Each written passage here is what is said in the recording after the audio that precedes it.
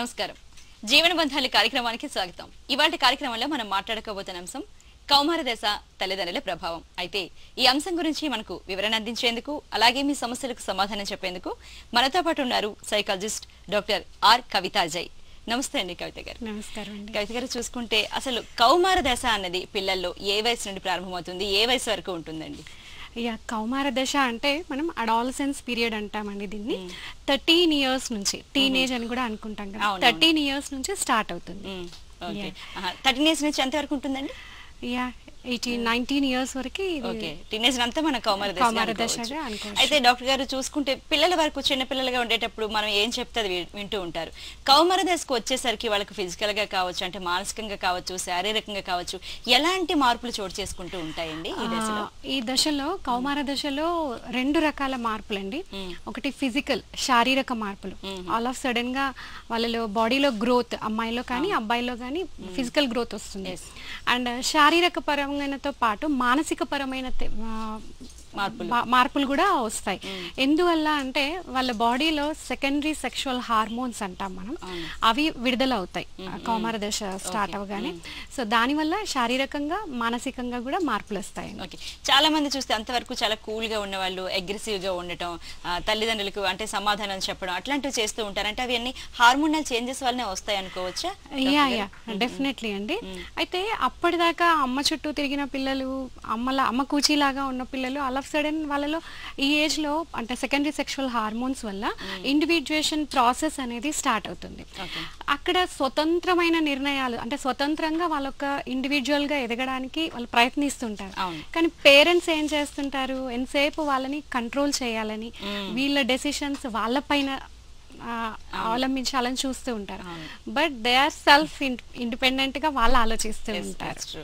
అయితే అది ఒక్కటే కాదండి, చాలా వరకు చూసుకుంటే తల్లిదండ్రులతో ఇలా చిన్న చిన్న ఇవే కాకుండా స్కూల్లో చూసుకున్నా, అంటే స్కూల్లో ఒక రకంగా ఉంటున్నారు, ఇంటికి వచ్చిన తర్వాత ఒక రకంగా ఉంటున్నారు, అలా ఎందుకు అని చాలా మంది బాధపడుతూ ఉంటారు. అంటే ఓకే, అంటే ఇంటి దగ్గర చాలా యాక్టివ్ గా ఉంటారు, లేకపోతే స్కూల్లో డల్ గా ఉంటున్నారు అని అంటూ ఉంటారు. అలాంటి పిల్లలకి ఏం చేయాలండి?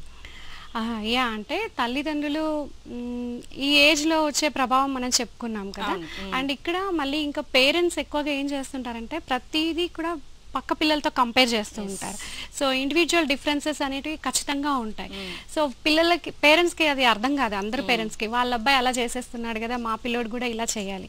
సో ఇక్కడ పేరెంట్స్ గా ఒక సంస్కృతంలో ఒకటి చెప్తారండి, పంచవర్షాన్ని లాలయేత్.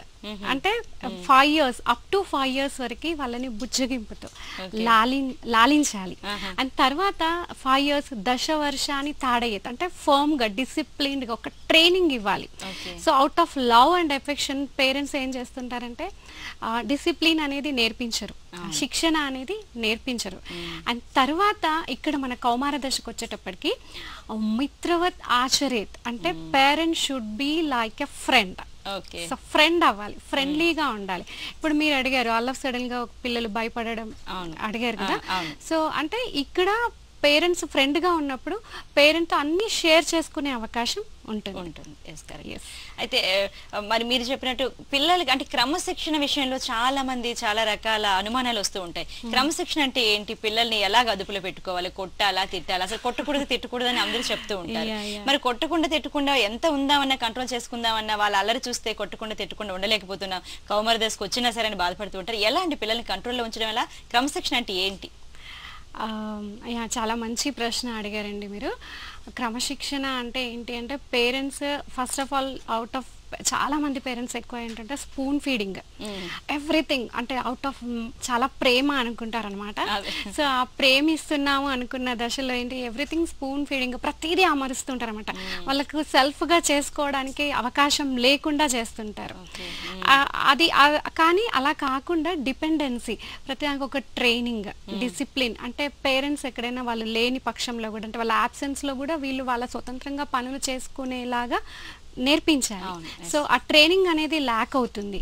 సో అంటే టఫ్ గా పెంచాలండి వాళ్ళని, స్ట్రిక్ట్ గా కూడా ఉండాలి. ప్రేమ ప్లస్ డిసిప్లిన్, ఇవి రెండు లేకపోతే అంటే ఈ టఫ్ గా మనం పోయినట్లయితే పేరెంట్స్ ఫ్యూచర్ లో వాడు టఫ్ కండిషన్స్ ని ఎదుర్కోలేడు, ఆ హర్డిల్స్ ని ఎదుర్కొనే మానసిక స్థైర్యం వాళ్ళలో ఉండదు.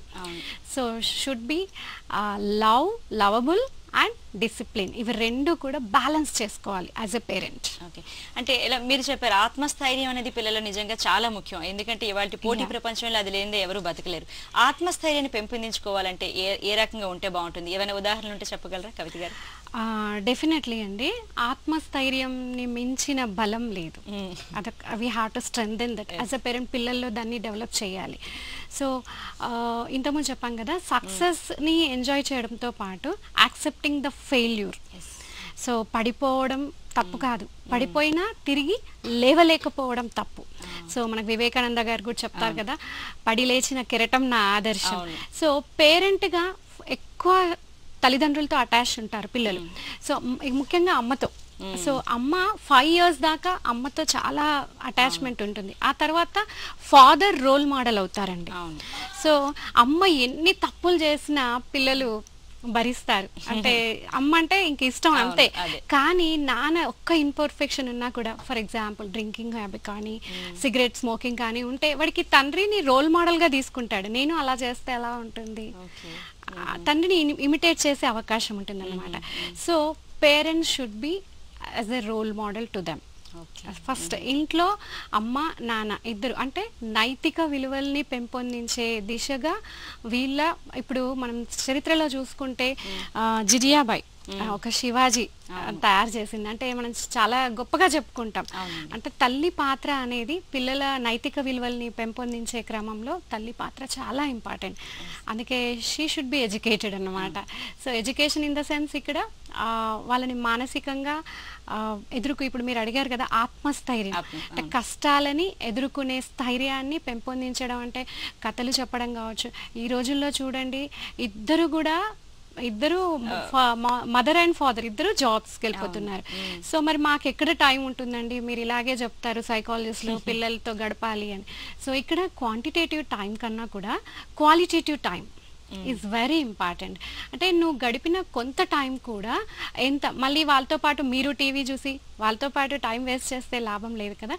So spending the time, caring and spending ఎలా ఉండాలంటే వాళ్ళతో కూర్చొని కథలు చెప్పండి, మోరల్ స్టోరీస్ చెప్పండి, ఇంకా మీతో షేర్ చేసుకోండి, మీ ప్రాబ్లమ్స్ని కూడా వాళ్ళతో డిస్కస్ చేయండి.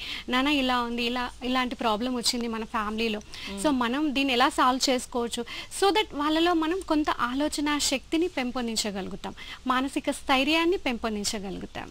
ఓకే, అయితే పిల్లల్లో పాజిటివ్ యాటిట్యూడ్ని కానీ లేకపోతే 10 మందికి వాళ్ళ దగ్గర ఉండేది ఏదైనా పంచే ఇది కానీ లేకపోతే మానవతా విలువలను కానీ నేర్పించాలంటే దేనికన్నా అంటే కథలే అదొక్కటే మార్గం అంటారా? లేకపోతే పిల్లల్ని ఎలా అండి మంచి దారిలో పెట్టాలంటే ఒక తల్లిదండ్రులు, ఎందుకంటే పిల్లలు ఎంత పెద్ద జాబ్స్ చేసినా పిల్లలు మంచి మార్గంలో ఉండాలి, మంచి పౌరులుగా ఉండాలి అని ప్రతి తల్లిదండ్రులు కోరుకుంటారు కదా. ఎస్. సో చాలా మంచి క్వశ్చన్ అడిగారు మీరు మళ్ళీ కూడా. సో చిన్నప్పుడు 5 years దాకా మదర్ రోల్ మోడల్ అని చెప్పుకుంటున్నాం కదా. సో మమ్మీ ఇంట్లో అమ్మాయి ఏం చేస్తుందంటే బాక్స్లో చపాతీస్ పెట్టేసి, నాన్న నువ్వు ఒక్కడివే తిను, మొత్తం తినేసేయాలి, ఎవరికి ఇవ్వకూడదు. సో వాడికి ఇంకా షేరింగ్ ఎక్కడ ఉంటుంది?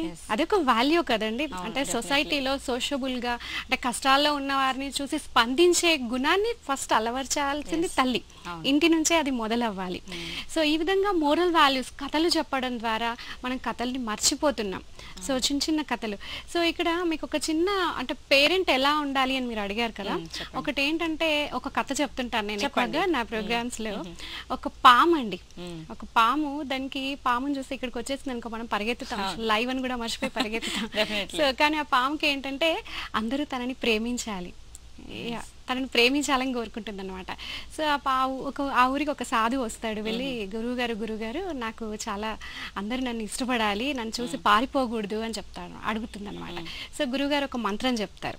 ఆ మంత్రం చెప్పిన తర్వాత అది నేర్చుకున్న తర్వాత అందరూ ఇంకా మనం ఎవరో దాన్ని చూసి భయపడం, ఇదేం అనట్లేదు అని చెప్పేసి.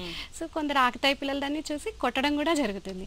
సో అది చిక్కి శల్యం అయిపోతుంది. మళ్ళీ సాధువు గారు వస్తే అప్పుడు అడుగుతుంది అనమాట, ఏంటండి నేను ఇలా అయిపోయాను, ఎవరు నన్ను ప్రేమించట్లేదు, పూజించట్లేదు, రాళ్ళేసి కొడుతున్నారు. అంటే ఏంటంటే అది బుస కొట్టడం కూడా మర్చిపోతుంది. ఇప్పుడు మనం డిసిప్లిన్ క్రమశిక్షణ అనుకున్నాం కదా, అంటే ప్రేమిస్తున్నాము అనే దాంట్లో మనం కాటేయొద్దు, కానీ పేరెంట్స్ బుస కొట్టాలి. Discipline is very important. మరోసారి మళ్ళీ కథ గురించి చెప్పుకుందామండి, చాలా బాగుంది. చిన్న విరామం తీసుకుందామండి. జీవనబంధాల కార్యక్రమంలో ఒక చిన్న విరామం.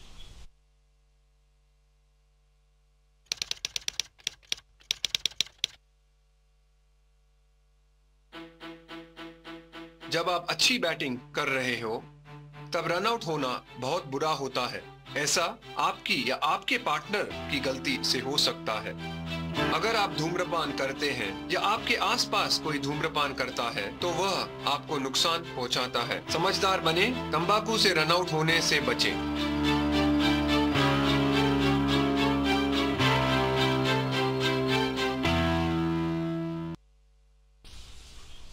జీవనబంధాల కార్యక్రమానికి తిరిగి స్వాగతం.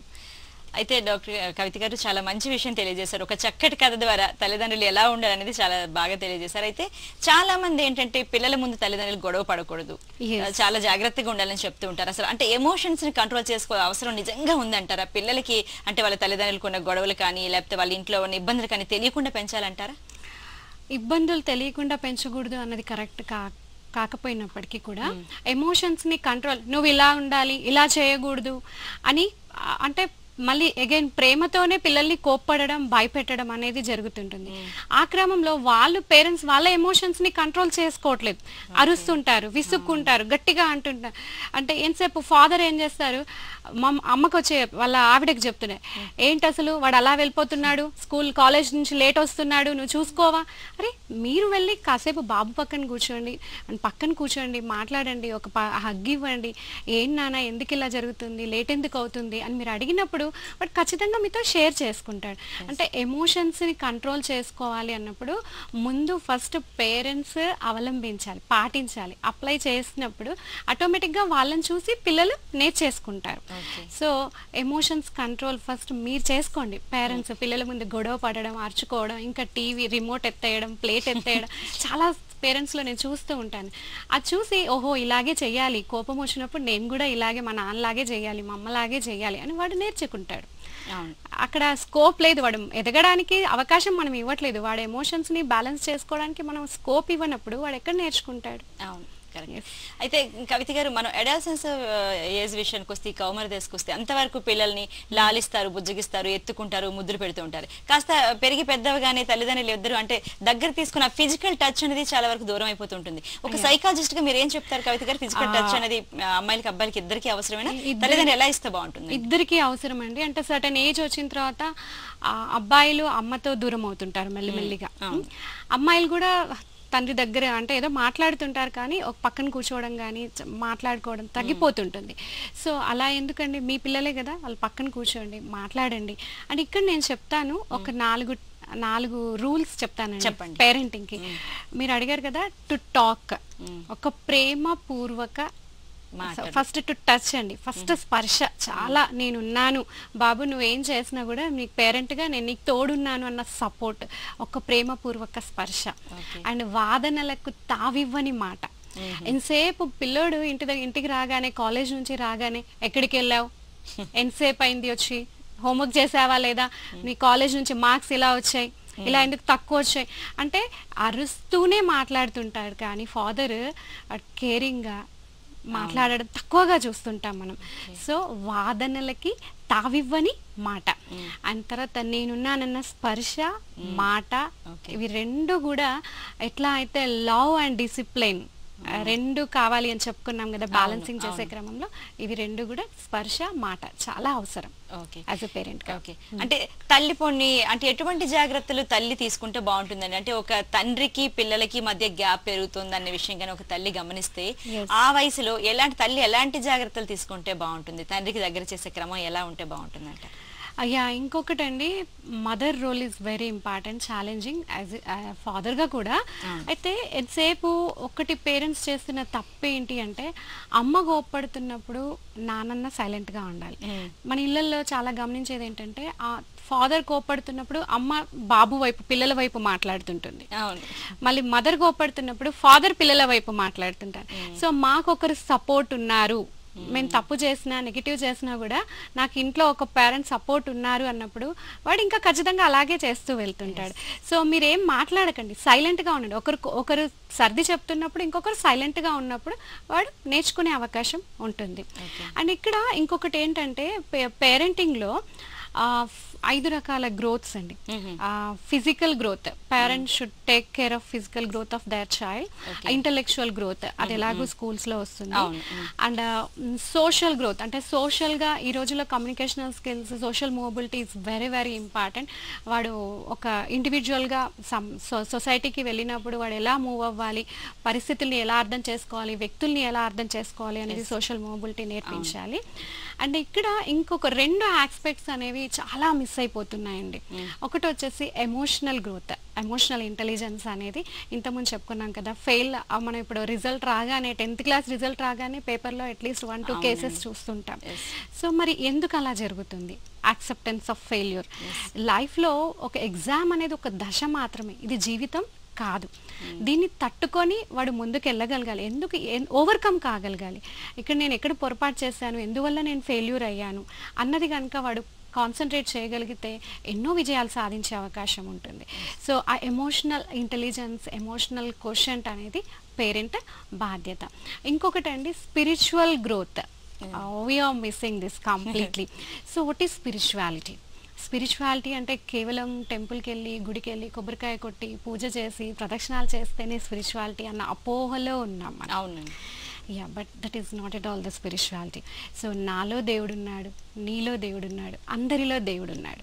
సో ఈ కాన్సెప్ట్ని కనుక మానవ సేవయే మాధవ సేవ. సో ఈ కాన్సెప్ట్ని కనుక మనం జనరేట్ చేయగలిగితే నిర్భయ కేసులు ఉండవు, అక్రమాలు ఉండవు, అన్యాయాలు ఉండవు, ఇన్ని హరాచకత్వాలు, కరప్షన్, ఎవ్రీథింగ్ ఇవన్నీ ఉండవండి. ఒక మంచి సొసైటీని, ఒక మంచి జనరేషన్ని మనం ఇవ్వగలుగుతాం. అయితే కవిత గారు, ఒక పిల్లాడు లేదా ఒక పిల్ల అంటే పెద్ద అయిన తర్వాత ఒక మంచి వ్యక్తిగా ఉన్నా లేకపోతే ఒక చెడ్డ వ్యక్తిగా చిత్రించబడ్డా వాళ్ళు ఖచ్చితంగా తల్లిదండ్రుల ప్రభావం వల్ల అలా జరిగారని మనం అనుకోవచ్చండి? డెఫినెట్లీ అండి, ఖచ్చితంగా. సో అంటే పిల్లలు ఒక తెల్ల పేపర్ లాంటి వాళ్ళు, దానిపై మనం ఎలాంటి అక్షరాలు రాస్తే అదే అని అంటారు. అది నిజం, ఎంతవరకు నిజం అంటారు మీరు? అంతే కదండి, అంతే కదా. ఇప్పుడు ఒకవాడు యాక్సెప్టింగ్ ఫెయిల్యూర్ అనే చెప్పుకుంటున్నాం, ఎమోషన్స్ కంట్రోల్ అనే చెప్పుకుంటున్నాం. ఇవన్నీ కూడా పేరెంట్ గనక ఫస్ట్ ఇంట్లో అప్లై చేసినట్లయితే వాడు ఖచ్చితంగా అమ్మని చూసి, నాన్నని చూసి, ఓహో కష్టం వస్తే ఇలా తట్టుకోగలగాలి అనేది నేర్చుకునేది ఎక్కడ? ఇంట్లోనే. ఇది ఎక్కడ స్కూల్లో నేర్పించరు, బయట ఎక్కడ సొసైటీలో కాదు.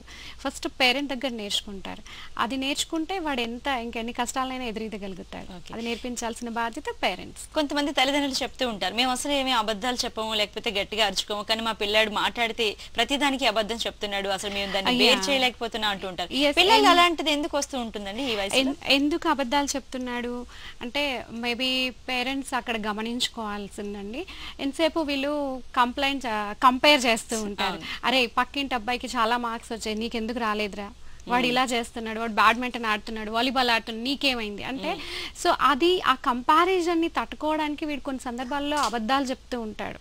మార్కుల విషయం కానీ, ప్రోగ్రెస్ కార్డ్ కానీ, ఇంకేదైనా సినిమాకి చూసి కూడా నేను చూడలేదు, ఇప్పుడు నేను ఈ సినిమాకి వెళ్తున్నాను నాన్న, నేను వెళ్తాను అని అంటే వాడు ఇప్పుడు ఇంకొకటి మనం మిస్ అయ్యామండి. మీడియా ప్రభావం అనేది ఎలా ఉంటుంది ఈ దశలో. సో ఆ ఏజ్లో సెకండరీ సెక్షువల్ హార్మోన్స్ ప్రభావం వల్ల కావచ్చు, మన చుట్టూ ఉన్న సొసైటీ, సినిమా, టీవీ, ఎవ్రీథింగ్ ఏంటి అన్నీ తను వాడికి నెగిటివ్ వైపే ప్రోత్సహిస్తున్నాయి, ప్రేరేపిస్తున్నాయి.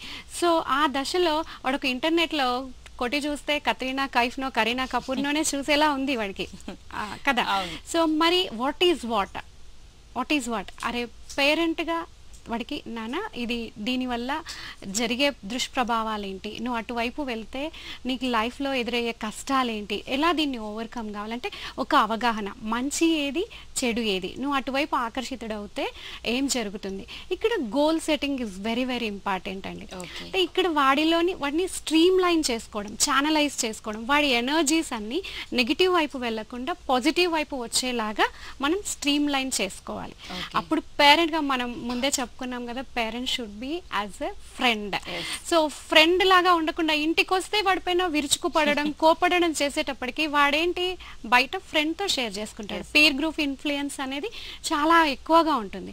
ఆ షేరింగ్ లో ఒకవేళ వాడికి లక్కీగా వాడు మంచి పీర్ గ్రూప్ లో ఉన్నాడు అనుకోండి, ఇట్స్ గుడ్. బట్ నెగిటివ్ గా వాడు చెడు వైపు ఆకర్షితులేలాగా ఉన్నారనుకోండి వాళ్ళ ఫ్రెండ్స్, ఇంకా వాడి లైఫ్ స్పాయిల్ అయిపోతుంది. చాలా మంచి విషయం తెలియజేశారు కవిత గారు. దీని గురించి మరింతగా మాట్లాడుకుని ఒక చిన్న విరామం తీసుకుందామండి. జీవన బంధాల కార్యక్రమంలో మరో చిన్న విరామం.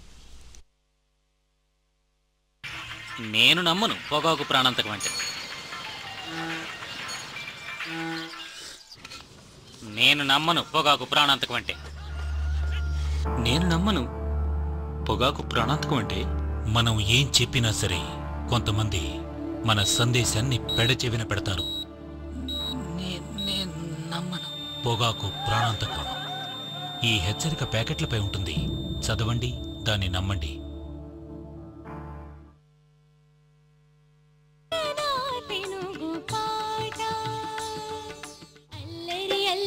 చూపులతో ఒక గిల్లరి మొదలాయి ఇహ మెల్లగా మెల్లగా ఎదలోన చిరుగిల్లుడు శురువాయి అరి చెక్కిలి గిలి గిలి గింతాయి ఈ తిక్క గాలి వలన మరి ఉక్కిరి బిక్కిరి అయిపోయి ఈ రాత్రి దయ వలన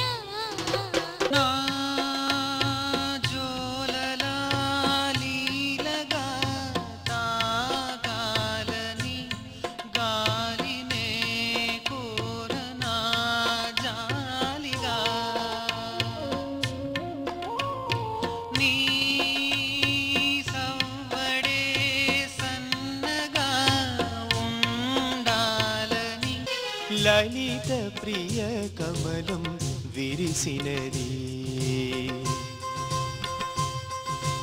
లలిత ప్రియ కమలం విరిసినది, కన్నుల కొలని ఉదయ రవి కిరణం మెరిసినది పాడనా తెనుగు పాట.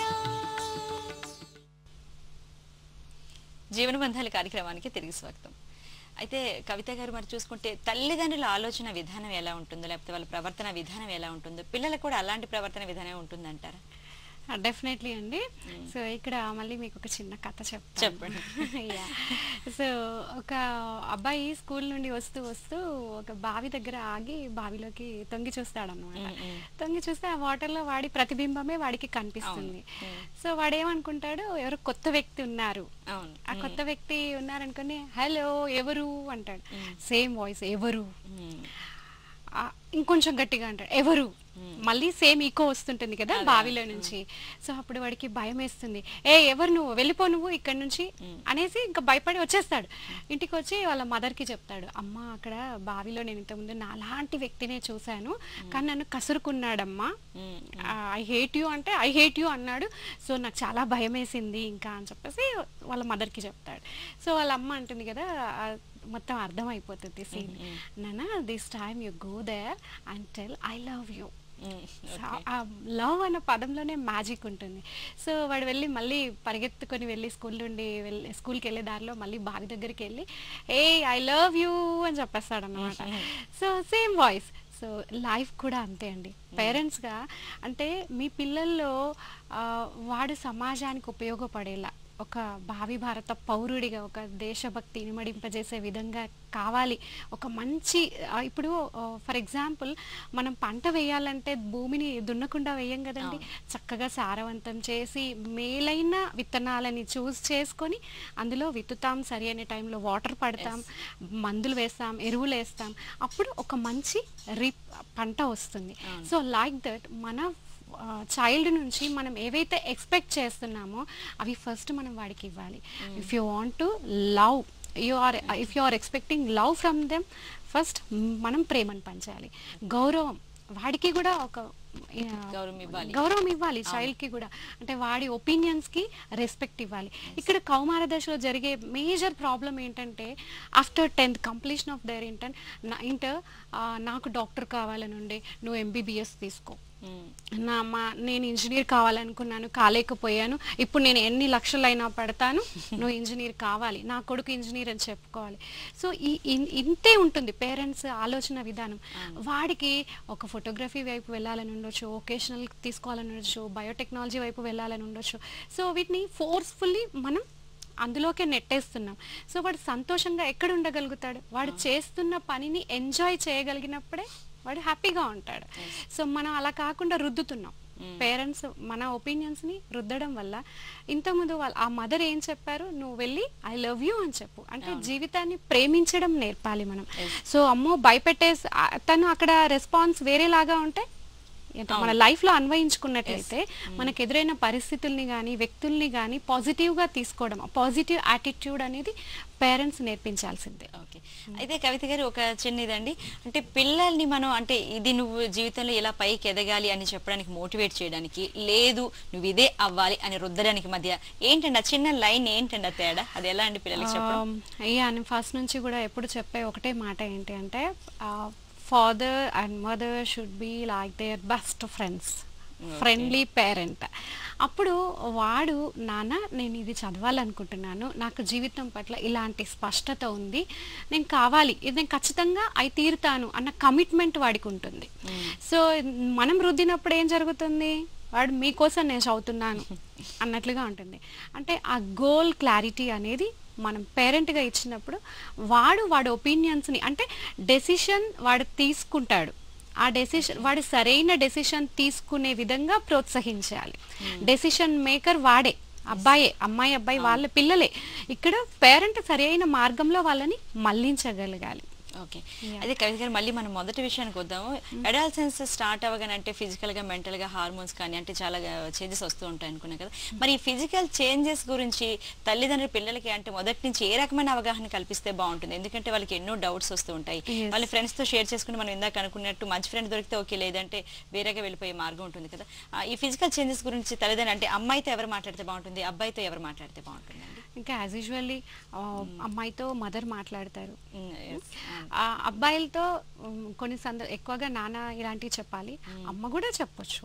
అంటే ఇలాంటి చేంజెస్ వస్తూ ఉంటాయి. ఆల్ ఆఫ్ సడన్ గా 12 years నుంచి మీరు టీనేజ్ లోకి వెళ్తారు, అప్పుడు ఇలా జరుగుతుంది, మీరు గాబరా పడిపోవద్దు. అంటే పిల్లలు కంపేర్ చేసుకుంటారు గ్రోత్ ని. అంటే ముఖ్యంగా అమ్మాయిలు అయితే ఈవెన్ డిప్రెషన్ కి కూడా లోన్ అవుతుంటారు ఫ్రెండ్ సర్కిల్లో పోల్చుకొని.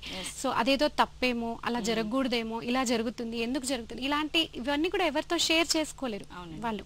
సో మదర్ వాళ్ళని సరిగ్గా గైడ్ చేసి ఏమీ కాదు ఇంకా అని చెప్పగలిగితే అప్పుడు they will be happy. Okay, చాలా మంచి విషయం చెప్పారండి. అంటే అసలు జనరల్ గా చూసుకుంటే పేరెంట్స్ ఎన్ని రకాలుగా కనిపిస్తున్నారు? ఒక సైకాలజిస్ట్ గా మీరు ఏమని చెప్తారు కవిత గారు? సో 4 రకాల పేరెంట్స్ ఉంటారండి. అథారిటేరియన్ పేరెంట్స్ అంటే వీళ్ళకి ప్రేమ ఉంటుంది, బాధ్యత కూడా ఉంటుంది. ఫర్ ఎగ్జాంపుల్ ఒక ఎగ్జామ్ లో ఫెయిల్ అయ్యాడు అనుకోండి ఒక అబ్బాయి, ఆ అబ్బాయికి కాలేజ్ నుంచి కాల్ వస్తుంది, సో మీ అబ్బాయి ఇలా జరిగిందండి, ఫెయిల్యూర్ అయ్యాడు, మీరు వచ్చి ఒకసారి కనబడండి అని. సో ఇక్కడ పేరెంట్ వెళ్ళి కలుస్తాడు, ప్రిన్సిపల్ తో మాట్లాడతాడు, ఏం చెప్తారు, సరే అండి నేను చూసుకుంటాను, మేము we will take care of our child అని. నెక్స్ట్ వచ్చేసి డిక్టేటర్ పేరెంట్స్. ఇంకా అక్కడే ఏంటి నేను ఎన్ని డబ్బులు పెట్టి చదివించాను, నువ్వు ఇలా ఫెయిల్ అయ్యావేంటి, ఇంకా నీకు స్టాప్, ఇంకా నీకు కాలేజ్ మానిపించేస్తాను, ఇంకేదన్నా పెట్టి షాప్ పెట్టుకో, ఏదన్నా చేసుకో అంటే డిక్టేటర్షిప్ అన్నమాట. సో ఇది కూడా కరెక్ట్ కాదు. అండ్ తర్వాత ఇండల్జెంట్ పేరెంట్స్, నేను ఇంతకుముందు చెప్పాను కదా, ఎవ్రీథింగ్ స్పూన్ ఫీడింగ్, గరాబం, మాకు ఒక్కడే అబ్బాయి అండి, ఈ అబ్బాయికి ఏమైనా జరిగితే కష్టం అండి, అలా వాడిని బాగా. కవిత గారు 4వ పేరెంటింగ్ ఎలా ఉంటుంది తెలుసుకుంటే కాల్ చూద్దామండి. నెగ్లెక్ట్ చేస్తుంటారండి పిల్లలు, వాళ్ళ జాబ్ లో పడిపోయి ఇంకా పిల్లల్ని వదిలేస్తుంటారు. ఇలా కూడా కాకుండా అన్ని కొన్ని సందర్భాల్లో ఎలా ఉండాలి దాన్ని బట్టి మనం మూవ్ అవుతూ ఉండాలి. ఓకే, ఇప్పుడు ఫోన్ కాల్ చూద్దాం. హలో, నమస్తే అండి. హలో అండి. నమస్తే అండి, పేరెంట్ ఎక్కడి నుంచి మాట్లాడుతున్నారండి? తులసి గారు చెప్పండి మీ సమస్య ఏంటో. మా పాపకి 9 సంవత్సరాలు అయిందండి. మాట్లాడండి. ఓకే అండి. తను అన్నిట్లోనూ టైం పాస్ చేస్తుందండి అని చెప్తున్నా వెండు. ఓకే, ఇప్పుడు మీ తను చదువుతాడు, అన్ని బాగా వస్తాయి, 99% దాకా వస్తుంది, కానీ చదవదు. టైం పాస్ అయితే లాస్ట్ మూమెంట్ 1 hour ఉందంటే అప్పుడు కక్కువ చదివితే టైం అవసరం జరుగుతుంది. ఓకే, సో బాగా వస్తే తను వెంటది మాట. ఎలా చెప్తే పాప మాట వింటుంది అన్నది మీ క్వశ్చన్, అంతేనండి? సో హలో, ఎలా చెప్పాలి, పాపని ఎలా సంధాయించాలి అని అడుగుతున్నారా? అయ్యా, సో పాప తెలివిగలది అన్నారు కదండి మీరు. అయ్యా, సో మీరు పాపతో పాటు టైం కూర్చొని పాపతో పాటు హోంవర్క్స్ చేయించేటప్పుడు కూర్చుంటారా, టైం స్పెండ్ చేస్తుంటారా? అంటే రోజు కూర్చోను, కొంచెం నా టైం పని అయిపోతే నేను కూర్చుంటాను దాని పక్కనే. ఓకే. సో ఇప్పటి నుంచి ఇంకొంతగా అంటే పాపతో మీరు టైం స్పెండ్ చేసే టైంని ఎక్కువ చేయండి, పెంచండి. అంటే తన స్కూల్లో జరిగిన ప్రతి విషయాన్ని కూడా టీచర్తో కానీ ఫ్రెండ్తో కానీ ఏం చేస్తుంది అవన్నీ మీరు షేర్ చేసుకోండి, తనకి ఇంట్రెస్ట్ చూపండి. అంటే ఎప్పుడైతే మీరు ఇంట్రెస్ట్ చూపుతున్నారు అంటే నేను అమ్మతో అన్ని షేర్ చేసుకుంటున్నాను అన్నప్పుడు ఆ పాపకి అకాడమిక్ సైడ్ స్కూల్ విషయాల పట్ల ఇంట్రెస్ట్ పెరుగుతుందండి. ఇంట్రెస్ట్ పెరిగి తనలో ఒక కాంపిటేటివ్ స్పిరిట్ ని మీరు పెంచగలిగిన వాళ్ళు అవుతారు. సో అప్పుడు నేను అమ్మతో షేర్ చేసుకోవాలి అనైనా తన ఇంకా ఎక్కువగా స్టడీస్ పైన ఫోకస్ చేస్తుంది. అండ్ ఇంకొకటి మీరు అంటే పాజిటివ్ రీఇన్ఫోర్స్మెంట్ అంటామండి మనం. నువ్వు ఈ వర్క్ చేస్తే, ఈ హోంవర్క్, ఈ ప్రాజెక్ట్ వర్క్ కంప్లీట్ చేస్తే ఫర్దర్గా గిఫ్ట్ లాగానో మీరు ఏదన్నా అంటే ఎవ్రీథింగ్ మళ్ళీ ఎప్పుడు ప్రతిసారి గిఫ్ట్ అని కాకుండా పాజిటివ్ రీఇన్ఫోర్స్మెంట్ అంటే తను సంతోషపడుతుంది. అండ్ ఆ సంతోషపడి నెక్స్ట్ వర్క్ చేయడానికి తనను ప్రోత్సహించేలా మీరు చేయాలి. అలాంటి యాక్టివిటీస్ మీరు ప్లాన్ చేసుకోవాలి. ఓకే అండి, చాలా చక్కగా చెప్పారు. ఇంకో కాల్ చూద్దామండి. హలో, నమస్తే అండి. నమస్తే అండి. మీ పేరెంట్ చెప్పండి. 8th క్లాస్ అండి, 2 years. ఓకే. కానీ ఇప్పటికీ తినదు, మనం తినిపిస్తేనే తింటది. ఓకే అండి, చాలా ఎగ్జామ్స్ అప్పుడు కూడా ఏదైనా అవతల బస్ టైం అవుతున్నా గానీ నిల్చొని ముచ్చట్లు పెడుతూ ఉంటుంది. అసలు తను ఎలా మారుతుందా, చదివిస్తేనే మార్క్స్ వస్తాయి, చదివించిపోతే తనకు అసలు మార్క్స్ కూడా రావు సరిగా. ఓకే. ఇప్పటికీ నేను ఏదన్నా అంటే నేను మా హస్బెండ్ కొంచెం గట్టిగా అరుచుకుంటాము. ఇవన్నీ వినటం వల్ల ఏమో తనకి ఏదన్నా పొద్దున్న లేస్తున్నా గానీ తనకి ఎంత కోపమో, నేను నిద్రపోనీరు అసలు అనేసి అంటది. పైగా తిరిగి నేను ఒకటి కొడితే నన్ను 4 కొడుతుంది. ఓకే. అమ్మాయి ఎలా తన్ని మార్చొచ్చు? అయ్యా, ఇప్పుడు మీరే చెప్పారు కదండి, నేను మా హస్బెండ్ అరుచుకుంటామండి, గట్టిగా మాట్లాడుకుంటామండి అంటే పాపకి మీరు ఫస్ట్ ఆఫ్ ఆల్ అక్కడే లోకు అయిపోతున్నారు కదా. సో మా మమ్మీ డాడీని అరిచేసుకుంటున్నారు అన్న ఒక చిన్న ఎక్కడో తనకు పడిపోతుంది కదండి. సో సాధ్యమైనంత వరకు మీరు పిల్లల ముందు, అసలు పిల్లల ముందే కాదు, చాటుకు కూడా గొడవ పడకూడదు, కానీ పిల్లల ముందు సాధ్యమైనంత వరకు మీ ప్రాబ్లమ్స్ ఏమైనా ఉంటే తర్వాత డిస్కస్ చేసుకోండి, కానీ పాప ముందు మాత్రం ఖచ్చితంగా గొడవ పడకూడదు. అండ్ ఇంకొకటి, పాపని లేపితే నా పైన అంటే అరుస్తుంది అంటున్నారు కదా, మీరు పాపని ఏ విధంగా లేపుతున్నారండి? మార్నింగ్ తన పక్కన కూర్చొని ఒక హగ్ ఇచ్చి ఒక ముద్దిచ్చి చాలా ప్రేమగా, నాన్న నువ్వు స్కూల్కి వెళ్ళాలి, లేవాలి, ఇంకా తినదు అన్నారు కదండి, ఒకసారి ఎవరైనా తినని పిల్లల్ని, బాగా సిక్ అయిన పిల్లల్ని తీసుకెళ్ళి చూపించడం, దాని ద్వారా వచ్చే ప్రాబ్లమ్స్ వాళ్ళు ఎలా ఎదుర్కొన్నారు, ఫిజికల్గా ఎలాంటి ప్రాబ్లమ్స్ ఉంటాయి, తినకపోతే డెఫిషియన్సీ, విటమిన్ డెఫిషియన్సీ కానీ ఇంకా బాడీలో ఎలాంటి మార్పులు వస్తాయి, ఎగ్జాంపుల్గా చూపించండి ఎవరినైనా. సో అప్పుడు అంటే ఇప్పుడు రోడ్ సైడ్ బెగ్గర్స్ ఉంటారు కదా, చూడండి నాన్న వాళ్ళకి పెట్టే వాళ్ళు లేక, పేరెంట్స్ లేక వాళ్ళ పరిస్థితి అలా ఉంది, మరి మనకు అన్నీ ఉన్నాయి కదా నాన్న, నువ్వు తింటే నీకోసం ఇంతగా ఆరాటపడే పేరెంట్స్ మేము ఉన్నాం అంటే మెల్లిమెల్లిగా, ఇది ఓవర్ నైట్గా ఒక్కసారి మార్పు జరగదండి. పాపని బుజ్జగిస్తూ ఎప్పుడు కోప్పడడం ద్వారా మీరు సాధించుకోలేరు. బుజ్జగించడం, లాలించడం చేస్తే దాని ద్వారా వాళ్ళు మెల్లిగా మీ స్ట్రీమ్ లైన్లోకి వచ్చిన తర్వాత అప్పుడు కొంత డిసిప్లిన్ అనేది మీరు అలవాటు చేయండి. ఓకేనండి? ఓకే అండి, ఇంకో కాల్ చూద్దాం. హలో అండి. మేడం గారు, పేరెంట్ చెప్పి మాట్లాడండి. డాక్టర్ గారు నమస్కారం అండి. నమస్కారం అండి. అంటే నేను వినుకొండ నుంచి కాల్ చేస్తున్నాను అండి. ఓకే. మా బాబు, హలో, చెప్పండి. ఇంటర్మీడియట్ సెకండ్ ఇయర్ చదువుతున్నాడండి. ఓకే. అయితే 10th క్లాస్ వరకు బాగానే చదివాడు, కానీ ఇంటర్మీడియట్ వచ్చిన దగ్గర నుంచి సరిగా ఇర్రెగ్యులర్ గా కాలేజీకి వెళ్ళటం, లేకపోతే ఇంటికి వచ్చిన తర్వాత చదవకపోవటం, ఎక్కువ బయట ఫ్రెండ్స్ తో తిరగడం, ఈ విధంగా ఉంటుందండి. అయితే నా ప్రశ్న ఏంటంటే మేడం, మా 10th క్లాస్ వరకు హైదరాబాద్ లో ఉన్నాడు. ఇప్పుడు ఇక్కడికి వచ్చిన తర్వాత హైదరాబాద్ బాగుంటుంది, ఇక్కడ నాకు బాగుండట్లేదు అని చెప్పి అంటున్నాడు. ఆ స్థలం మార్గం వల్ల ఆయన ఎఫెక్ట్ ఉంటుంది అట్లాగా. ఓకే, మీరు బాబుని హైదరాబాద్ నుండి షిఫ్ట్ చేసిన తర్వాత మార్పులు గమనించాను అంటున్నారు. అవును మేడం, బాగా డ్రాస్టిక్ గా మార్పులు వచ్చాయి. అయితే మీరు బాబు 10th దాకా బాగా చదివాడు, ఇప్పుడు అలా సడన్ గా చేంజ్ అయ్యాడు. సో ఇక్కడ పీర్ గ్రూప్ అంటే బాబు ఫ్రెండ్స్ ఇంపాక్ట్ అనేది చాలా ఉంటుందండి. సో ఆ పిల్లల మీ బాబు ఫ్రెండ్స్ ఎలాంటి పిల్లలు, ఎలాంటి అంటే నెగిటివ్గా ఉన్న నెగిటివ్ పనులు చేసే పిల్లలా, టైం పాస్ చేసే పిల్లలా, ఎలాంటి పిల్లలు? ఆయన వింటూ ఉంటారు. ఓకే, అయితే మీరు ఒక్కసారి ఒక కన్నేసి ఉంచాలండి పిల్లల ఫ్రెండ్స్ పైన కూడా. పిల్లోడు ఎటు వెళ్తున్నాడు, కాలేజ్ అయిపోయినాక ఎటు వెళ్తున్నాడు, సినిమాలకు వెళ్తున్నాడా, ఇంకా ఎటువైపు వెళ్తున్నాడు, స్టడీస్కి కాలేజ్కి రెగ్యులర్గా వెళ్తున్నాడా, ఇవన్నీ కూడా వాడికి తెలియకుండా ఒక కన్ను వేసి ఉంచి ఖచ్చితంగా అబ్జర్వ్ చేయాల్సిన బాధ్యత మీకు ఉంటుంది. అండ్ ఒక్కసారి వాడిని కూర్చోబెట్టి మాట్లాడండి. అంటే మీరు మాట్లాడతారా, మీ బాబుకి దగ్గరగా మీ రిలేటివ్స్లో కానీ ఫ్రెండ్ సర్కిల్లో కానీ మీ ఫ్రెండ్స్ ఎవరైనా ఉంటే అసలు వాడి ప్రాబ్లం ఏంటి, మరి మీరు అనుకుంటున్నారు ప్లేస్ చేంజ్ చేయడం వల్ల డ్రాస్టిక్ చేంజ్ వచ్చిందేమో అని. సో అసలు ప్రాబ్లం ఏంటో కనుక్కోవాలంటే మీరు ఒకసారి బాబుతో కూర్చొని మాట్లాడాలండి. ఓకే, నీకు కాల్ చూద్దాం. హలో అండి. హలో, నమస్తే. మీ పేరేంటి, ఎక్కడి నుంచి మాట్లాడుతున్నారండి? అంటే మీ పేరేంటి, ఎక్కడి నుంచి మాట్లాడుతున్నారు? నా పేరు కృష్ణారెడ్డి అండి, మిర్యాలగూడ నుంచి. ఓకే అండి కృష్ణారెడ్డి గారు, చెప్పండి. కవిత గారు వింటున్నారు, చెప్పండి. మా అబ్బాయి చాలా కోపం ఎక్కువ అండి. వాడు ఏం చెప్పినా గానీ అసలు వినట్లేదండి. అంటే ఉదయాన్నే ఇప్పుడు లేచినప్పుడు కానీ ఇట్లా అంటే ఎప్పుడు ఏం మాట్లాడినా కానీ విసిగించుకుంటుంటాడు, మా మీద కోపడుతుంటాడు. ఓకే, మరి ఆ కోపాన్ని ఎలా తగ్గించాలి? సో ఫస్ట్ మీరు ఇంట్లో మీ వైఫ్ తో మీరు ఎలా ఉంటారు? మా వైఫ్ అంటే మామూలుగానే ఉంటానండి. మామూలుగానే ఉంటారు అంటే కోప్పడుకోవడాలు, విసుక్కోవడాలు, గొడవ పడడాలు ఏమన్నా ఉంటాయా? అంటే గొడవలు అంటే మామూలుగా చిన్న చిన్న గొడవలు ఉంటాయి కదండి. చిన్న చిన్న గొడవలు ఉంటాయి అంటే బాబు ముందే మీరు గొడవ పడుతుంటారా? అవునండి. మరి ఇక్కడే ఉంది కదండి సొల్యూషన్.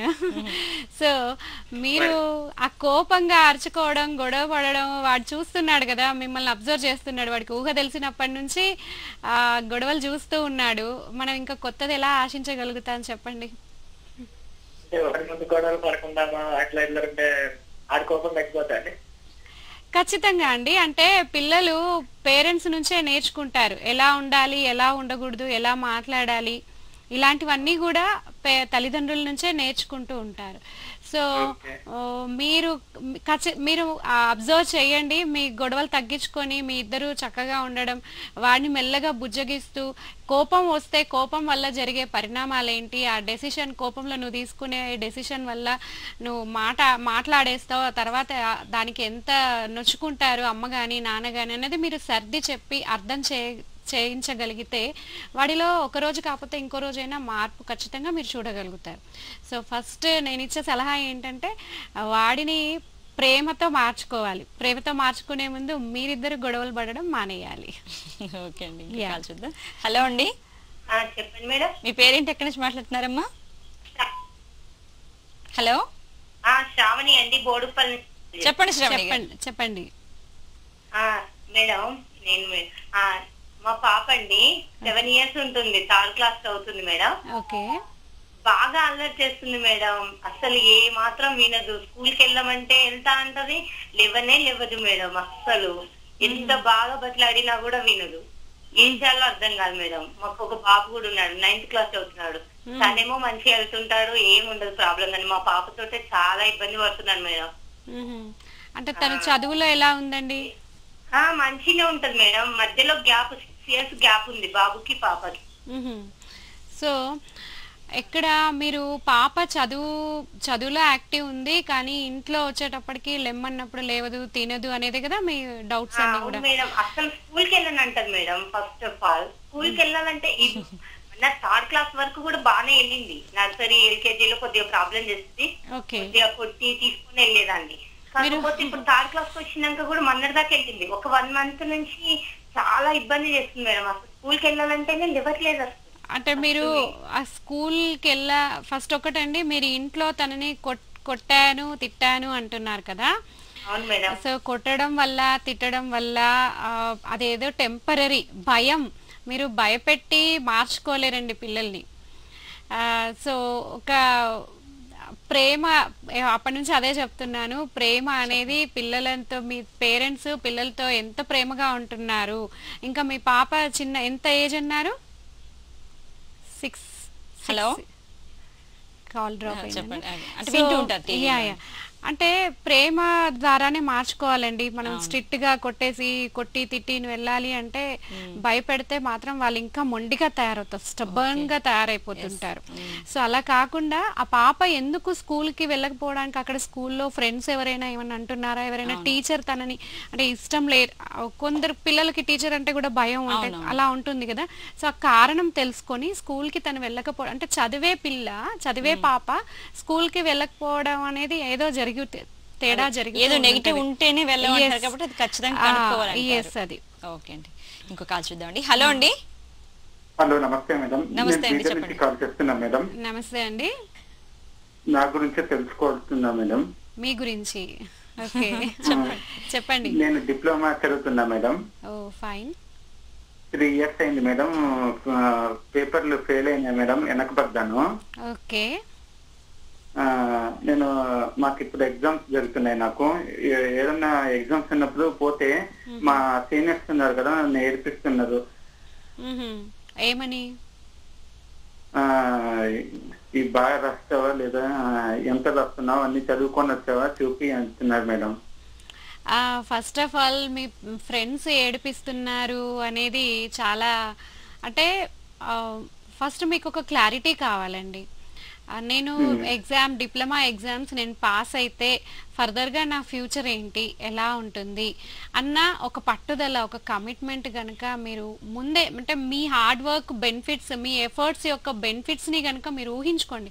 రోజుకు ఒక 10 minutes కూర్చొని ఒకసారి విజువలైజ్ చేసుకోగలిగితే అంటే నేను ఇప్పుడు కష్టపడుతున్నాను కదా, ఈ కష్టం యొక్క ప్రతిఫలం ఎలా ఉంటుంది అన్నప్పుడు మీకు ఆటోమేటిక్గా మీరు చదువుతున్న స్టడీ సిలబస్ పైన కానీ దానిపైన మీకు ఒక ఇంట్రెస్ట్ అనేది క్రియేట్ అవుతుంది. ఎప్పుడైతే మీకు ఇంట్రెస్ట్ వస్తుందో ఆ చదవాలన్నది అంతా కూడా ఒక ఇంట్రెస్ట్తో మీకు ఆటోమేటిక్గా కాన్సన్ట్రేషన్ వచ్చేస్తుంది, ఏకాగ్రత.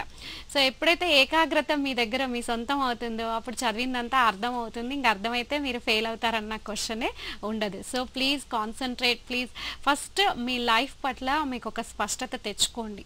సో ఈ డిప్లొమా తర్వాత దీని రిజల్ట్ ఎలా ఉంటుంది, నేను ఫర్దర్గా ఏం చేస్తాను అన్నది తెచ్చుకోగలిగితే మీరు ఖచ్చితంగా మళ్ళీ మీ ఎగ్జామ్స్ పైన కాన్సన్ట్రేట్ చేస్తారు. You can XL in your exams. All the best. Okay అండి, మంచి విషయం తెలియజేస్తారు. ఇప్పుడు కమర్షియల్ బ్రేక్ తీసుకుందామండి. జీవనవంతుల కార్యక్రమంలో ఒక చిన్న విరామం. ఇంకెన్ని కాల్స్ వస్తాయి?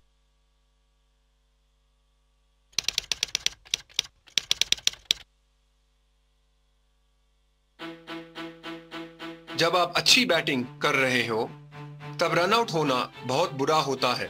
ऐसा आपकी या आपके पार्टनर की गलती से हो सकता है। अगर आप धूम्रपान करते हैं या आपके आसपास कोई धूम्रपान करता है तो वह आपको नुकसान पहुंचाता है। समझदार बने, तंबाकू से रन आउट होने से बचें।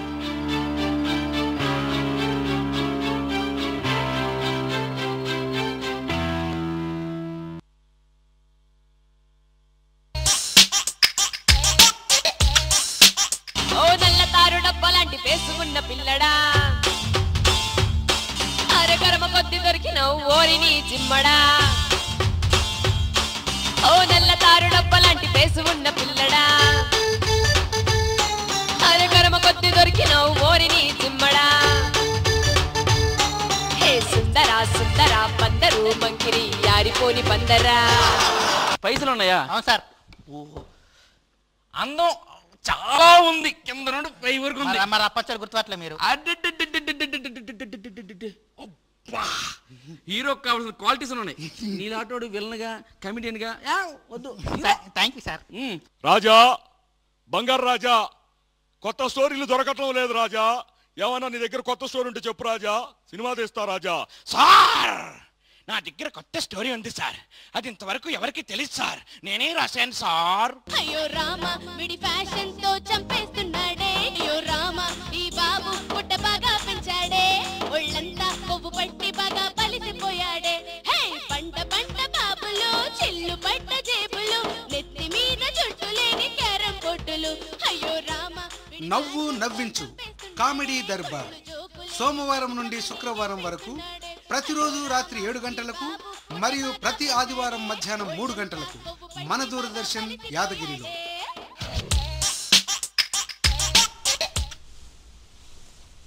జీవన బంధాలు కార్యక్రమానికి తిరిగి స్వాగతం. డాక్టర్ కవిత అజయ్ గారు ఇప్పుడు ఒక కాల్ చూద్దామండి. హలో, నమస్తే అండి. నమస్తే మేడం. పేరేంటి, ఎక్కడి నుంచి మాట్లాడుతున్నారమ్మా? నా పేరు పద్మ అండి, నేను వైజాగ్ నుండి మాట్లాడుతున్నాను. చెప్పండి పద్మ గారు. మేడం, మా అబ్బాయి MBA చేస్తున్నాడు, చిన్నవాడేం కాదు. కానీ వాడికి హలో వింటున్నాం, చెప్పండి. మేడం, చిన్నప్పటి నుంచి వాడు ఏంటంటే చాలా చక్కగా పెరిగాడు, బానే ఉంది. కానీ స్టడీస్ విషయంలోకి వచ్చి అంటే నేను జాబ్ హోల్డర్ అనమాట. వాడికి కొంచెం 10 years ఏజ్ వచ్చినప్పుడు నేను ట్రైనింగ్ కోసం వెళ్ళాను. అప్పటి నుంచి వాడు ఏంటంటే స్టడీస్ విషయంలో వాడంతటి వాడే చదువుకునేవాడు, చేసేవాడు. 10th క్లాస్కి వచ్చిన తర్వాత వాడు ఏమైందంటే వాడు చాలా అంటే వాడి ఇష్టం వచ్చినప్పుడు చదువుకుంటాడు, మనం చెప్తే చదవడు అనమాట. వాడికి నచ్చినప్పుడు ఆడుకునేవాడు. జస్ట్ నేను ఏం చేసేదాన్ని కాదు, తప్పే బాబు ఇలా చేస్తే ప్రాబ్లం వస్తుంది మెల్లగా చెప్పేదాన్ని. వాడు విన్నట్టే ఉండేవాడు, కానీ ఎలాగోలా చదివేవాడండి. బట్ ఇప్పటికొచ్చి అప్పటి నుంచి ఇప్పటికీ కూడా అదే పరిస్థితి. వాడికి ఇష్టం ఉంటే చదువుతాడు, లేకపోతే లేదు. వాడు ఏంటంటే వాడికి ఒక వ్యూ ఉంది, నేను డెఫినెట్ గా గవర్నమెంట్ జాబ్ తెచ్చుకోవాలి అని. కానీ వాడు ఎప్పుడు కూడా మనుషుల ముందు చదవడు, ఈవెన్ మేమున్నా కూడా చదవడు, పుస్తకం తీయడు. నా బాధ ఏంటంటే ఈ కాంపిటేటివ్ మెథడ్ లో ఇంత టైం ఉన్నా కూడా వాడు అసలు పుస్తకం ఓపెన్ చేయకుండా ఓన్లీ వీడియో గేమ్స్ ఆడుతూ కూర్చుంటే వాడికి ఎక్కడ జాబ్ రాదు అని భయం. అసలు ఇలాంటి ఎలా ఆలోచిస్తారండి? ఎవరైనా ఉంటే నేను చదవను అని ఆలోచించే మనస్తత్వం కూడా ఉంటుందా పిల్లలకి? ఉండకూడదని ఏం లేదండి. అంటే బాబులో మీరు MBA చదువుతున్నాడు, పెద్ద అబ్బాయి అంటున్నారు, వాడికి ఒక స్పష్టత ఉంది అంటున్నారు, క్లారిటీ ఉంది అంటున్నారు, కానీ మీ ముందు చదవట్లేదు. సో అదొక్కటే మాత్రమే కాదు మేడం, ఎప్పుడు అంటే 10th క్లాస్ నుంచి వాడు అదే మెథడ్ ఫాలో అవుతున్నాడు. అంటే వాడు కాంపిటీషన్ ఆల్రెడీ 2 years నుంచి కాంపిటేటివ్ ఎగ్జామ్స్ రాస్తూనే ఉన్నాడు. బట్ ఎందులోనూ కూడా క్వాలిఫై అవుతాను లేనప్పుడన్నా తనకు ప్లానింగ్ అంటూ చేసుకోవాలి కదా. నేను ప్లానింగ్ ఇస్తే ఆ ప్లాన్ ఫాలో అవుతుంది. నేను నచ్చినప్పుడు చదువుకుంటాను, నువ్వు మాట్లాడి నా స్టడీస్ గురించి అంటాడు. ఎట్లా అసలు సెలవు కానివ్వండి, ఏదైనా కానివ్వండి, ఎప్పుడు ఇంట్లో ఆడుతూనే ఉంటాడు, లేదా ఫ్రెండ్స్ తో కబుర్లు ఆడుతూ ఉంటాడు. నాకైతే అసలు వాడి లైఫ్ ఏమవుతుందని భయం వస్తుంది. ఏమీ కాదండి, మీరు ఫస్ట్ ఆ టెన్షన్ పక్కన పెట్టేసేయండి. సో బాబుకి ఒక క్లారిటీ ఉంది, తను ఏం కావాలనుకుంటున్నాడో తనకుంది. కాకపోతే కొంత ఏంటంటే తన లైఫ్ పట్ల ఒక గోల్ అనేది ఎలా ఉండాలి అనేది క్లారిటీ ఆ పర్టికులర్ అంటే అది ఓన్లీ టెంపరీగా ఉండిపోయింది. సో దాని పర్మనెంట్ క్లారిటీ మీకు కావాలి. వాడికి లైఫ్ పట్ల ఒక స్పష్టత తేవాలి అంటే మీ మాట వినట్లేదు అనుకుంటే మీరు మీ వాళ్ళలో కానీ ఫ్రెండ్స్ సర్కిల్లో కానీ ఎవరైనా ఉంటే వాళ్ళతో ఒక్కసారి కూర్చోబెట్టి అసలు ఏంటి నీకు ఏం అవ్వాలని ఉంది, మరి ఇలా నువ్వు చేస్తున్నావు, టైం వేస్ట్ చేస్తున్నావు కదా, సో నీ ఇప్పుడు ఎంత చాలా కన్స్ట్రక్టివ్ టైం అన్నమాట ఇది. ఈ టైంని నువ్వు ఎంత బాగా యూటిలైజ్ చేసుకుంటే అంత బాగా నీ ఫ్యూచర్ ఉంటుంది అని వాడికి అర్థమయ్యేలాగా మీ బాబుకి మీరు చెప్పించండి. మీరు చెప్పండి, కూర్చోండి వాడితో చక్కగా. వాడు మూడ్ మంచిగా ఉన్నప్పుడు అర్థం చేసుకోగలుగుతాడు. అంటే చిన్నపిల్లోడేం కాదు కదా. సో మీరు కూర్చొని మాట్లాడండి. ఖచ్చితంగా ఒక సొసైటీలో హిస్టరీలో మన చరిత్రలో అద్భుతాలు సాధించిన వాళ్ళని రోల్ మోడల్స్గా చూపించండి. కొన్ని వీడియోస్ ఇప్పుడు మనకి ఎంత టెక్నాలజీ ఉందండి. సో అర్థం చేసుకుంటాడు, చిన్నపిల్లోడేం కాదు కాబట్టి. మీరు ఇంకొకటి, నా ముందు చదవట్లేదు, చదువుతున్నాడో లేదో, ఎంతసేపు చదివాడన్నది కాదండి. Quantitative time is not important, qualitative. So తను కాన్సన్ట్రేషన్తో చదువుతూ ఉండుంటాడు. ఇంకొంచెం వాడిని మోటివేట్ చేయాలి. క్వాలిఫై కూడా కావట్లేదని ఆవిడ బాధపడుతున్నారండి. ఎగ్జామ్స్ రాస్తున్నాడు కానీ ఈవెన్ క్వాలిఫై కూడా కావట్లేదు. కాంపిటేటివ్ స్పిరిట్ ఎలా వస్తుంది అంటే కాంపిటేటివ్ స్పిరిట్ ని డెవలప్ చేయాలంటే మీరు ఏదైనా కోచింగ్ సెంటర్స్ కానీ ఒక పీర్ గ్రూప్ కంబైన్డ్ స్టడీస్ లాగా ఇంకా MBA సేమ్ గ్రూప్ వాళ్ళని ఎవరినైనా జోడించడం, ఫ్రెండ్స్ ని పట్టుకోండి, ఇంకా వాళ్ళని వెతుక్కొని బాబుతో పాటు కూర్చోబెట్టి చదివించేలాగా ప్రోత్సహించండి. రైట్ అండి, ఇంకో కాల్ చూద్దాం. హలో అండి. హలో, పేరేంటమ్మా? పావని అండి, విజయవాడ నుంచి. ఓకే పావని గారు, చెప్పండి పావని గారు. హలో చెప్పండి. పావని అండి. యా పావని గారు చెప్పండి. పావని గారు ఫోన్ లోనే మాట్లాడుతున్నారా, టీవీ చూస్తున్నారా? మా పాపకి 7 years అండి. ఓకే, మీరు టీవీ చూస్తూ మాట్లాడొద్దు, ఫోన్ లో మాట్లాడండి, లేకపోతే ఇలా లేట్ అయిపోతుంది పావని గారు, కాల్ కట్ అయిపోతుంది. చెప్పండి. మా పాపకి కొంచెం టాయిలెట్ పోసి అలవాటు ఉందండి, రాత్రిపూట అది మానిపించగల. ఓకే, టాయిలెట్ ట్రైనింగ్ మీరు టాయిలెట్ ట్రైనింగ్ ఇవ్వాలండి. ఫస్ట్ మీరు ఒక టైం టేబుల్ లాగా తనకి ఫాలో అవుతూ అలారం పెట్టుకొని అయినా కూడా పాపని లేపుతూ మార్నింగ్ లేచిన తర్వాత ఆ బెడ్షీట్స్, ఆ స్మెల్ అదంతా కూడా అన్బేరబుల్గా ఎలా ఉంటుందో అది తనకి చూపించడం, మీరు ఎంత కష్టపడుతున్నారు అది కొంత ప్లాన్ చేసి చూడండి. ఇఫ్ ఎట్ ఆల్ ఇంకా కూడా కంట్రోల్ కాకపోయినట్లయితే మీరు ఒక్కసారి డాక్టర్ని కన్సల్ట్ చేయండి. ఒకసారి ఎనీ న్యూరలాజికల్ ప్రాబ్లం ఉన్నా కూడా ఇలా జరుగుతూ ఉంటుంది. ఓకే, ఇంకో కాల్ చూద్దామండి. హలో అండి. Good afternoon madam. Good afternoon. పేరేంటండి? నా పేరు రాణి, హైదరాబాద్ అండి. మా బాబుకి 4 years మేడం. పదే పదే కార్టూన్ ఛానల్ చూస్తూ ఉంటాడు. అయితే స్కూల్ పంపిస్తున్నాను అనమాట రీసెంట్లీగా. స్కూల్లో కూడా ప్లేట్ మీద చోటా భీమ్ అవి గీయడము, ఏబిసిడీని రబ్ చేసి మరీ అవి బొమ్మలు వేస్తున్నాడు అనమాట. సో నాకు టీచర్ కూడా చాలా సార్లు కంప్లైంట్ చేసింది. అదేమైనా సైకాలజీ ప్రాబ్లమా మేడం? నేను ఎలా సాల్వ్ చేయాలి? అది ఎలాంటి సైకాలజీ ప్రాబ్లం కాదండి. వాడు 4 years దాకా ఎడతెరిపి లేకుండా చోటా భీమ్తోనే ఫ్రెండ్షిప్ చేశాడు. సో ఒక అలా సడన్ గా స్కూల్కి okay 5 years no problem. So వాడు మెల్లిమెల్లిగా స్కూల్ వాతావరణంకి అలవాటు పడి ఫ్రెండ్స్, టీచర్స్, లెసన్స్, మెల్లిమెల్లిగా హోంవర్క్స్ వాడు ఇందులోకి వచ్చేస్తాడు, ట్రాన్స్ఫార్మ్ అయిపోతాడు. పెద్ద ఇబ్బంది ఏం లేదండి. ఓకే, దానికైతే భయపడాల్సిన సమస్య అసలే కాదు. ఓకే, ఇంకో కాల్ చూద్దాం. హలో అండి. హలో అండి. పేరేంటి, ఎక్కడి నుంచి మాట్లాడుతున్నారమ్మా? నేను హల్వాల్ నుంచి మాట్లాడుతున్నాను మేడం. ఓకే, సరే. నా పేరు స్వప్న అండి. చెప్పండి స్వప్న గారు. మా బాబు 3rd class అండి. మా బాబు ఇంకా మెచ్యూర్డ్ గా బిహేవ్ చేస్తాడండి. చిన్న బాబు లిఖిత్ మా బాబు పేరు. బాగా సతాయిస్తూ ఉంటాడు, చదువుకోడు. పెద్ద బాబు ఏమో సైలెంట్, చిన్న బాబు బాగా అల్లరి చేస్తూ ఉంటాడు. మీరు చిన్న బాబు అని చెప్పేసి బాగా గారాబం చేస్తుంటారా? 7 to 8 years ఉన్నాడు మేడం. ఏంటండి? 7 to 8 years ఉన్నాడు, 2nd class. 8 years. ఓకే. చిన్న బాబు అని చెప్పేసి బాగా గారాబం చేస్తుంటారా? గారాబం అంటే వాళ్ళ డాడీ చేస్తాడు మేడం. ఓకే. అది అంటే మెంటలీ ఏమైనా ప్రాబ్లం ఉంటుందా ఆయనకి? ఏమీ లేదండి. మనము బ్రాటప్ లో పిల్లల్ని పెంచే క్రమంలో పెద్ద బాబు అనగానే ఒక బాధ్యత, ఇంటికి పెద్దవాడు అని. చిన్నవాడు అనేటప్పటికి ప్యాంపరింగ్ అన్నమాట, గారాబం చేయడం. వాడు ఏం చేసినా కూడా ఏం కాదులే, అమ్మదో నాన్నదో సపోర్ట్ ఉంటూ ఉంటుంది. సో మీరు ఇప్పుడు ఓన్లీ 2nd class అన్నారు కదా, పెద్దగా మీరేం టెన్షన్ పడక్కర్లేదండి. మెల్లిమెల్లిగా ట్రైన్ చేస్తూ, అది మానసికమైన ప్రాబ్లం అయితే ఎలాంటి ప్రాబ్లం లేదు మీ బాబుకి. ఫస్ట్ ఆఫ్ ఆల్ మీరు అందులో నుంచి బయటకు రండి.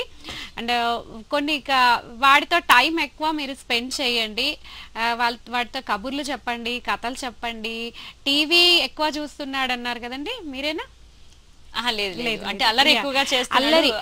పెద్ద అబ్బాయి చాలా సైలెంట్, ఈ అబ్బాయి చాలా అల్లరి అని. వాడిని ఎంగేజ్ చేస్తూ ఉండడం అండి. ఇంట్లో కూడా ఎప్పుడు ఏదన్నా పని అలాట్ చేస్తూ, ఈ పెంపకంలో చిన్న పిల్లోడు అని చెప్పేసి వాడిని ఇంకేం చెప్పరండి, పనులు కూడా చెప్పరు.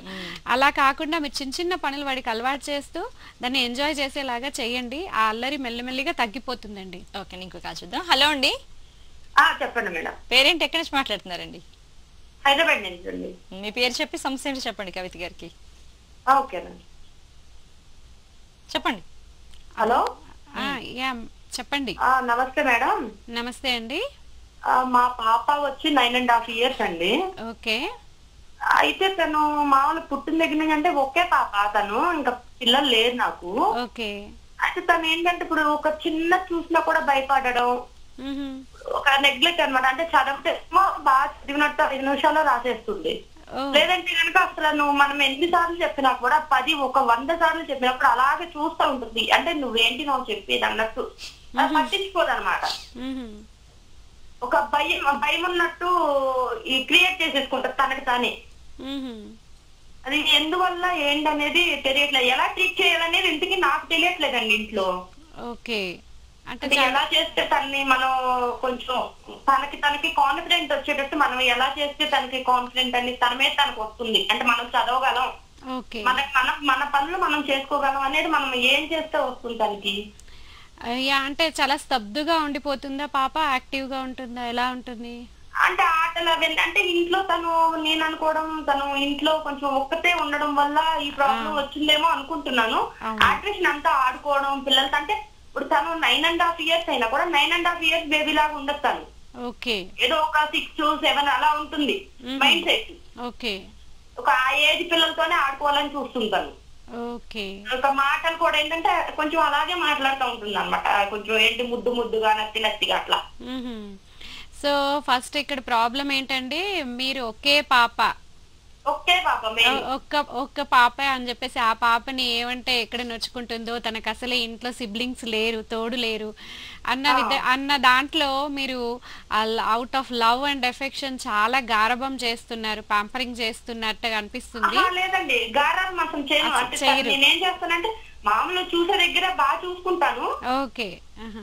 ఆ చూసే దగ్గర బాగా చూసుకుంటాను. ఏదన్నా కొంచెం మనం ఏదన్నా కొంచెం భయం పెట్టాలన్నా కూడా భయం పెడతాను. ఓకే. మరీ ముద్దుగా అయితే మరీ ముద్దుగా చేయను. ఒకే పాపనే ముద్దుగా చేయడం, తన మీద ఇది అవడం అలా చేయను నేను అసలు. ఓకే, మీరు మంచి పేరెంట్ అన్నమాట. ఓకే. సో అదేనండి కావాల్సింది కూడా, లవ్ అండ్ డిసిప్లిన్ అనేది రెండింటిని బ్యాలెన్స్ చేస్తున్నారు మీరు. కాకపోతే పాప విషయం మేడం, ఇప్పుడు నేను కొడతాను తను, అంటే కొట్టడం అంటే వినకపోతే అరవడం, ఏదన్నా ఒక దెబ్బ 2 దెబ్బలు వేయడం చేస్తాను. కానీ వాళ్ళ నాన్న అసలు ఏమన్నారు. కానీ వాళ్ళ నాన్న చూస్తే కొంచెం భయం తనకి. పుట్టాక ఇంతవరకు చిన్న దెబ్బ కూడా వేయలేదన్నమాట ఆయన. ఓకే అండి. ఇప్పుడు ఏదన్నా ఒక ట్రీట్మెంట్ తీసుకెళ్ళాం అనుకోండి, కొత్త వాళ్ళని చూసింది అనుకోండి, వాళ్ళ దగ్గరికి రానివ్వడం, వాళ్ళు అసలు అలా చేయదన్నమాట. అంటే సోషల్ మూవబిలిటీ అనేది తక్కువగా ఉంది పాపలు, అంతేనా? అది అన్నిటికంటే మెయిన్ వచ్చేసి ఆవిడకి అదే ఉందండి. అయ్యా, తను ఒకతే పాప అన్న కదండి, మేబీ అదే కారణం. అయితే ఇప్పుడు పేరెంట్ గా వాళ్ళు తీసుకోవాల్సిన బాధ్యత ఏంటంటే, పిల్లలతో బయట ఇంటి చుట్టూ పిల్లలు కావచ్చు, స్కూల్లో కావచ్చు, ఫ్రెండ్స్ తో తను కలిసిపోయేలాగా, సండేస్ వస్తే ఆ పిల్లల్ని వీళ్ళ ఇంటికి పిలిపించి తను షేర్ చేసుకునేలాగా. చిన్న పిల్లల ప్రవర్తిస్తోంది, 6 ఏళ్ల పిల్లల అంటున్నారు కదా, అంటే ఒక సైకాలజిస్ట్ లేదా ఒక సైకియాట్రిస్ట్ దగ్గరికి తీసుకెళ్తే బాగుంటుంది అంటారా, లేకపోతే అవసరం లేదండి, ఇప్పుడు అంత పెద్దగా ఏం అవసరం లేదు. సో మళ్ళీగా పీర్ గ్రూప్ తో కలిసి తను అంటే ఇంకో 2-3 ఇయర్స్ వరకు కూడా, అంటే టీనేజ్ వచ్చే వరకు కూడా ఇలాగే ఉన్నట్లయితే అప్పుడు మనకి సైకాలజిస్ట్ దగ్గరికి తీసుకెళ్లే అవకాశం ఉంటుంది. బట్ కలిసిపోతుంది తను, మేబీ లోన్లీనెస్ వల్లే తను అలా తయారైంది. ఇప్పుడైతే అవసరం లేదు, టీనేజ్ వరకు అంటే తర్వాత కూడా ఇలాగే కంటిన్యూ అయితే అప్పుడైతే ఒక స్పెషలిస్ట్ బాగుంటుంది అంటారు. Okay, thank you very much doctor Kavithajay గారు. చాలా చక్కగా పేరెంటింగ్ అంటే ఎలా ఉంటే బాగుంటుంది, అది కౌమార దశలు అనేది చాలా వివరించి చెప్పినందుకు థ్యాంక్ యూ వెరీ మచ్ అండి. ఫైన్. ఇది ఇవాళ జీవన బంధాల కార్యక్రమం. మరో కార్యక్రమంతో మళ్ళీ కలుద్దాం.